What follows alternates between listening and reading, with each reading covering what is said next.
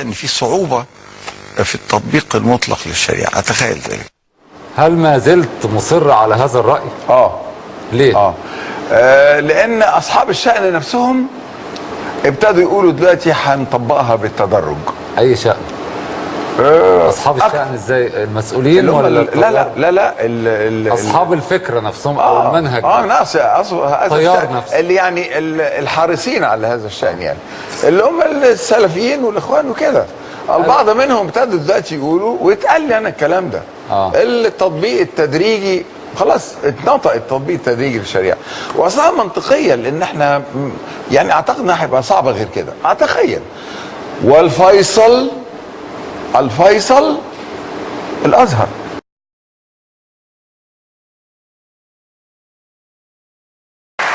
يعني حضرتك ممكن تكون مع فكره تطبيق الشريعه تدريجيا لو قال الازهر؟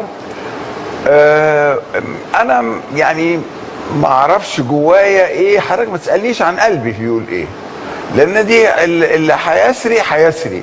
فانا مش يعني اكره ان انا اعبر عما يقول في صدري دلوقتي، لانه ممكن يكونش محل التقدير ساعتها، ممكن يكون فعلا مش عايز يعني ابوح بذلك. اسمح لي ولكن احنا بس المفروض الساده المواطنين يفهموا، لانه المساله ما لهاش علاقه بالقلب، ولكن لها علاقه بالسياسه. لما تصبح رئيس، ما حضرتك لما تعمل كده تقول إيه؟ انت بتخليني اقصر. لا، انا واثق ان لا يمكن التطبيق المطلق للشريعه، بس لا دلوقتي ولا قدام. لا، انا واثق ان لا يمكن التطبيق المطلق للشريعه، بس لا دلوقتي ولا قدام.